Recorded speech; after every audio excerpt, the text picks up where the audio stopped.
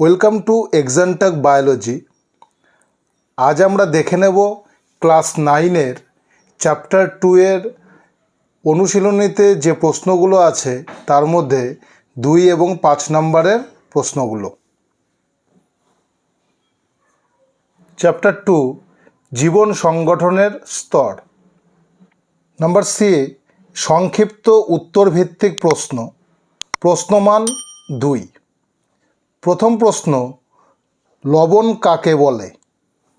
লবণ কোনো অ্যাসিডের প্রতিস্থাপনযোগ্য হাইড্রোজেন পরমাণু কোনো ধাতু বা ধাতুধর্মী মূলক দ্বারা সম্পূর্ণ বা আংশিক প্রতিস্থাপিত হলে যে যৌগ উৎপন্ন হয় তাকে লবণ বলে। প্রশ্ন নাম্বার 2, উদ্ভিদদেহে জলের দুটি গুরুত্ব উল্লেখ করো। জীবদেহে জলের ভূমিকা। প্রশ্ন নাম্বার 3, ক্ষারকের সঙ্গে অ্যাসিডের বিক্রিয়ায় কি কি উৎপন্ন হয় তা সমীকরণের সাহায্যে দেখাও। ক্ষারকের সঙ্গে অ্যাসিডের বিক্রিয়ায় উৎপন্ন হবে লবণ এবং জল। প্রশ্ন নম্বর 4, প্রোটিন বাঁচোয়া খাদ্য কাকে বলে? প্রোটিন বাঁচোয়া খাদ্য। প্রশ্ন নম্বর 5, অ্যাজেথেরলের অভাবে কি কি রোগ লক্ষণ প্রকাশ পায়?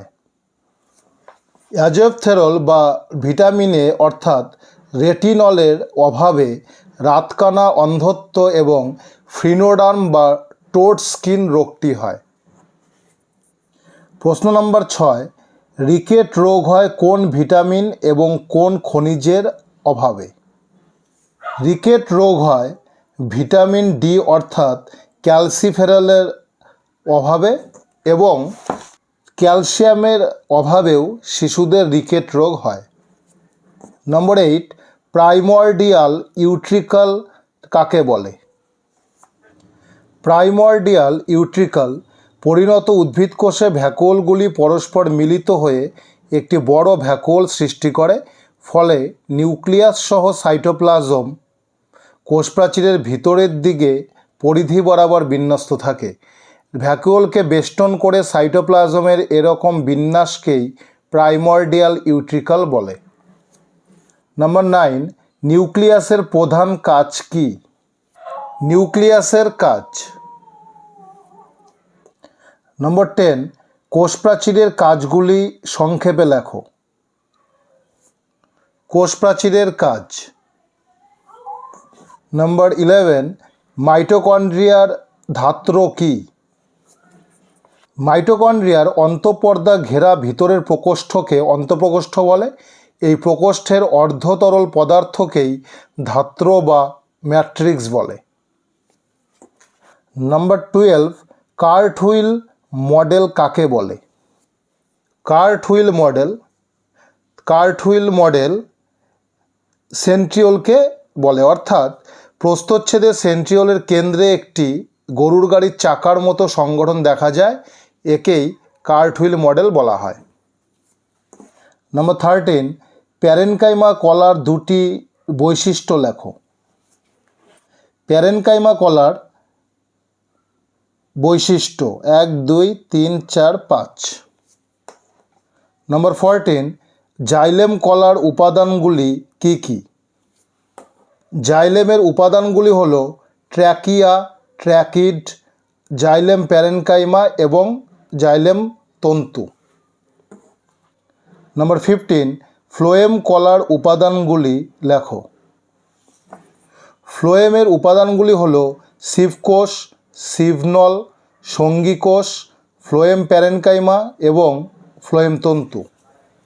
নম্বর 16, আবরণী কলা কোথায় থাকে? আবরণী কলা ত্বক, বিভিন্ন অঙ্গ ও তন্ত্রের মুক্ত তলে অবস্থিত।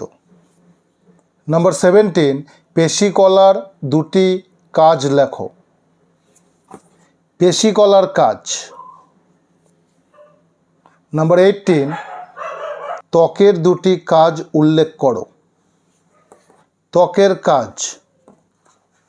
নম্বর 19, অগ্ন্যাশয় কোথায় থাকে?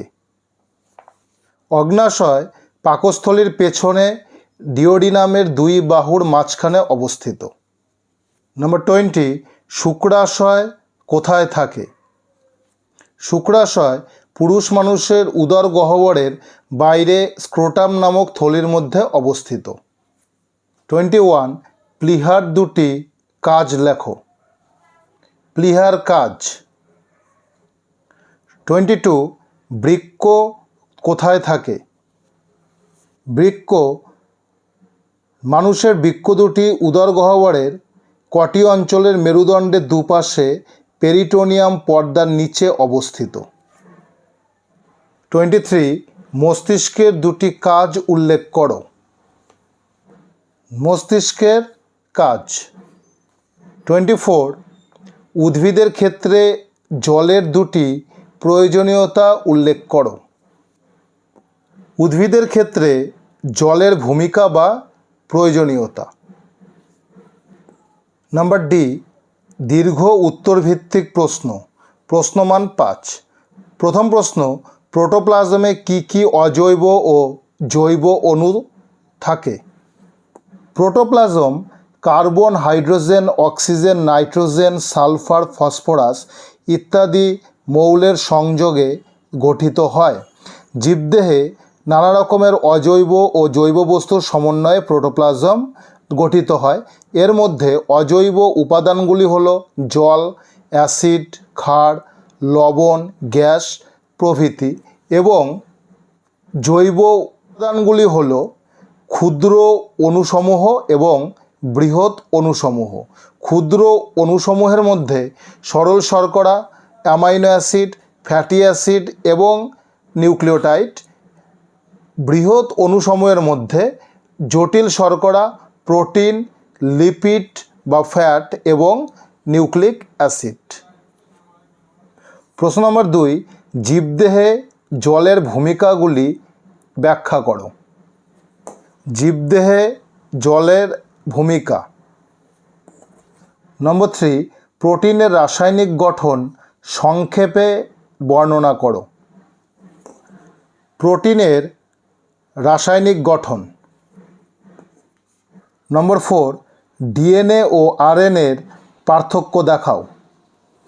তোমরা এখান থেকে পড়লে পরেই অর্থাৎ ডিএনএর রাসায়নিক গঠন, বিডিএনএর ভৌত গঠন এবং জীবদেহে নিউক্লিক অ্যাসিডের ভূমিকা, এইটুক যদি তোমরা খুব ভালো করে পড়ো তাহলে তোমরা এখান থেকেই ডিএনএ এবং আরএনএর পার্থক্য লিখতে পারবে।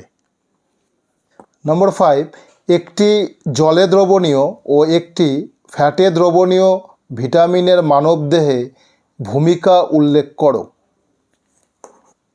জলে দ্রাব্য ভিটামিনগুলি হলো বি কমপ্লেক্স এবং সি, এবং স্নেহ পদার্থে দ্রাব্য ভিটামিনগুলি হলো এ, ডি, ই, কে।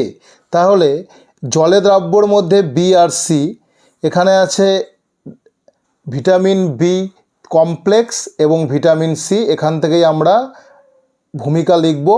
এবং স্নেহ পদার্থে দ্রাব্য এ, ডি, ই, কে, অর্থাৎ এখান থেকে আমরা এ, ডি, ই এবং কে, এখান থেকেই আমরা ভূমিকা লিখতে পারব। নম্বর 6, প্রোক্যারিওটিক ও ইউক্যারিওটিক কোষের 5টি পার্থক্য দেখাও। প্রোক্যারিওটিক এবং ইউক্যারিওটিক কোষের পার্থক্য। নম্বর 7, উদ্ভিদ কোষ ও প্রাণী কোষের 5টি পার্থক্য দেখাও। উদ্ভিদ কোষ ও প্রাণী কোষের পার্থক্য। নম্বর 8, কোষ প্রাচীরের গঠন চিত্রসহ বর্ণনা করো।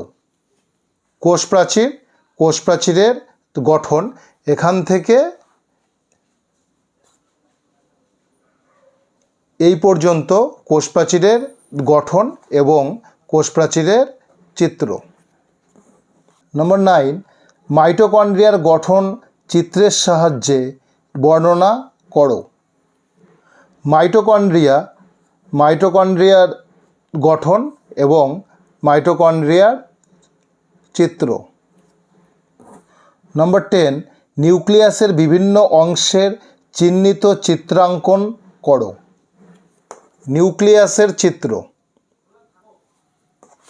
নম্বর 11, কোষপর্দার গঠন ও কাজগুলি উল্লেখ করো। কোষপর্দার গঠন, কোষপর্দার কাজ। নম্বর 12, একটি আদর্শ উদ্ভিদ কোষের চিহ্নিত চিত্রাঙ্কন করো। একটি আদর্শ উদ্ভিদ কোষ।